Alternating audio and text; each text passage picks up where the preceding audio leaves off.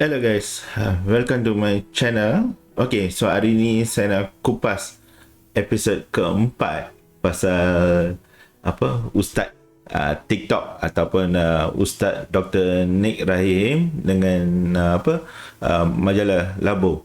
Okay, so kita dengar komen yang dia katakan leverage dalam forex ni kita perlu bayar interest, ataupun dia kata kita itu adalah hutang, jadi kita tak boleh bawa keluar. Okey, jadi saya akan kupas topik ini sebab tu kadang-kadang tak semestinya orang yang ada nama doktor ataupun profesor kat depan tu mungkin dia orang kata lebih bijak ataupun dia tahu orang kata ilmu pasal orang kata bidang lain. Mungkin dia pakar dalam bidang dia, tapi bila kita nak orang kata ulas ataupun nak kutuk ataupun nak hentam pasal sesuatu yang lain, kita kena pastikan yang at least kita tahu dia punya basic. Sebab benda ni saya rasa rata-rata orang luar ataupun traders kat luar tu dia boleh attest to my statement. Okay, apa yang Ustaz bagi tahu tu adalah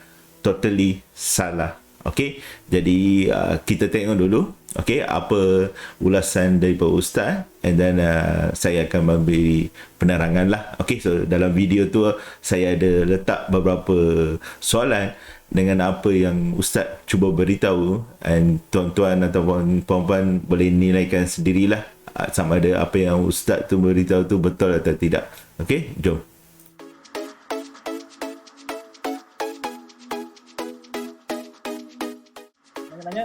Ada leverage sebagai contoh RHB kan. RHB ni dia ada leverage yang patuh syariah untuk kita trade, untuk kita faham, untuk kita ada leverage lah yang halal.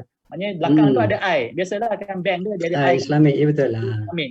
So ada yang halal, ada yang patuh syariah apa semua. So macam mana yang isu leverage yang dikatakan halal ni Prof? So mungkin Prof ada ni dan nak tahu juga ada yang saya pun baca juga tentang Prof kan. Prof terlibat dengan QM. Okey. Promosi sikit lah. Yeah. So Quantum-Meter pun ada dengan leverage lah, tapi kenapa Quantum-Meter lepas? Okey. Prof ada penjelasan ke tentang isu ni? Okey, saya membaca sebab saya macam saya sebutkan di awal tadi, saya bukan pakar. So saya terpaksa baca fatwa-fatwa atau pandangan yang dikeluarkan oleh pakar-pakar. Dan saya nampak Ustaz Lariba yang famous lah, yang banyak cerita pasal muamalah ni, saya pun banyak baca pandangan beliau. So macam saya sebutkan tadi, leverage dalam dalam forex trading kita nampak jelas benda tu memang tidak patuh syariah. Dan yang paling penting bagi saya masuk QM pun, Quantum-Meter pun, sebab ada perakuan daripada ISRA, Islamik punya consulting di bawah Bank Negara. So itu yang meyakinkan saya asalnya. Lepas tu barulah saya pergi tengok investigate dia punya background family, company dan sebagainya. Okey, itu asas dia. Bagi saya saya adalah orang yang jahil. Saya tak tahu tentang hukum hakam yang khususnya berkaitan dengan pelaburan dan sebagainya, maka saya kena rujuk kepada orang yang lebih arif, orang yang pakar. Jadi ISRA bagi saya adalah pakar dalam bidang tersebut. Sebab tu mereka diberikan lesen untuk mengeluarkan pandangan berkaitan dengan menjadi konsultan dan sebagainya. Okey, menjadi penasihat syariah kan. Sebab mereka adalah pakar. Saya tak pakar, saya kena rujuk mereka. Jadi antara yang saya rujuk juga Ustaz Laliba, jadi pandangan ini sangat bagus ya. Semacam kita sebutkan dalam leverage dalam hukum syariah yang dibuat dalam forex, memang pertama dia tidak ada langsung penasihat syariah. So bila tak ada penasihat syariah ni, maknanya bagi saya memang boleh tolak teruslah.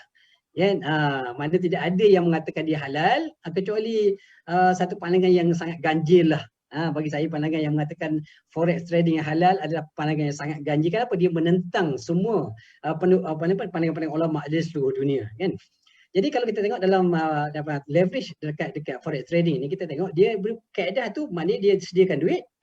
Okey, bahkan kebanyakan yang saya tengok bila ada ambil leverage dia memang ada interest. Memang dia ada charge interest. Interest itu jadi riba. Okey. Baik. Jadi leverage itu sendiri pun dia letakkan, dibagikan dan disyaratkan pula, macam saya sebutkan di awal tadi, disyaratkan pula untuk kita beli. Bagi penyaman, disyaratkan kita untuk ada saya kata leverage tu hutang. Orang tak setuju. Dikutuk saya habis-habisan. Ustaz dia tak reti, bagi belajar lagi. Kalau tak hutang nak kata apa benda? Kita ada RM1,000, kita nak trade 10,000. So orang bagi duit kat kita. Okay, dan duit tu boleh buat keluar tak? Itu yang jadi isu yang agak panas jugalah. Kan? Dia kata saya tak erti lah sebab tak faham. Sebenarnya saya nak cerita je kat sini leverage. Kita ada duit RM1,000, kita trade untung RM500. Okey, yang mana boleh buat keluar? Okey Zai, yang mana boleh buat keluar? Saya ada RM1,000. Saya trade pakai leverage RM10,000. Saya masuk trade katalah 10-15 minit dapat untung RM500. Okey, saya pun close the trade. Okey, close the trade. Okey, saya untung berapa? RM500 kan? Okey, yang mana saya boleh buat, saya boleh withdraw? So kalau secara logik ni RM1,500 kot. Sebenarnya kita punya modal, capital plus keuntungan tadi lah. Itulah. Tapi mereka kata, boleh keluar semua. Boleh keluar semua tu kalau kita untung RM10,000. Kita bayar yang RM9,000 tu, yang broker sediakan. Katanya kononnya apa nama dia panggil facility. Facility pun facility lah nak kata apa benda. Tapi duit orang tu, leverage tu adalah duit yang disediakan oleh broker untuk kita trading. Duit tu adalah lending, dia panggil borrowing. Kalau bacalah mana-mana, bahkan ICM pun tulis dia adalah borrowing, pinjam. Kan? Mereka menafikan, itu bukan pinjam. Kalau pinjam kena pulang balik. Memang kena pulang balik lah yang lebih tu. Yang duit kita tu dapatlah kat kita. Yang untung tu dapatlah kat kita. Modal kita dapatlah kat kita. Yang lebih untung kita ambil lah buat keluar. Kalau RM10,000 untung, bawa keluarlah RM10,000 tu. Betul lah boleh keluar. Tapi yang RM9,000 yang you pinjam tu, dia kata bukan pinjam, facility. Jadi mereka duduk berpusing-pusing dalam kawasan yang sama lah. Maknanya dia nak nafikan juga, bukan pinjam kan. Okay, itu. Okay, so nampak tak kejayaan Ustaz dengan ulasan pasal leverage ni? Nampak sangat Ustaz dia tak tahu first apa tu leverage dekat forex broker. Second, dia tak tahu yang leverage tu langsung tak masuk dalam bab balance ataupun equity. Memanglah tak boleh nak bawa keluar. Cuba leverage tu masuk dalam balance atau equity. Of course kita boleh bawa keluar. Jadi dia tak faham. Okay, jadi saya cuba tunjuk. Okay, ada slide yang just nak bagi tahu Ustaz, okay, dia perlu buka balik kitab pasal apa bab leverage ni. Nampak sangat daripada episod 1, 2, 3, 4 dia memang langsung tak faham apa tu leverage dengan apa tu swap ataupun interest swap. Okay, so ini adalah chart ataupun slide yang saya guna. Okay, so jom kita tengok. Okey, penerangan tentang balance, equity dan margin dan juga leverage lah. Okey. Bagi pengetahuan Ustaz, okey, leverage, okey, kita tak masuk pun dekat situ.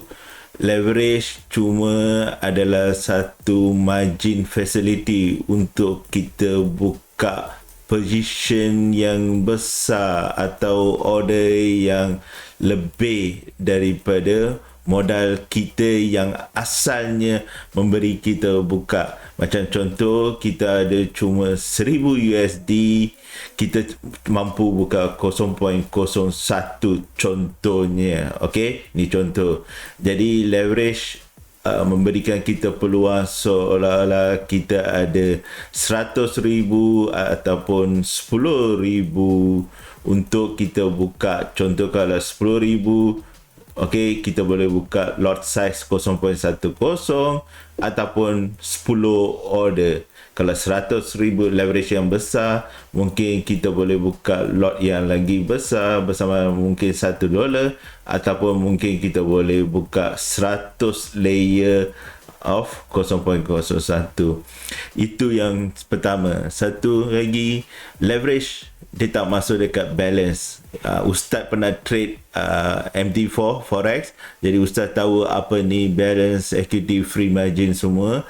Ini adalah duit yang kita depo pada asal.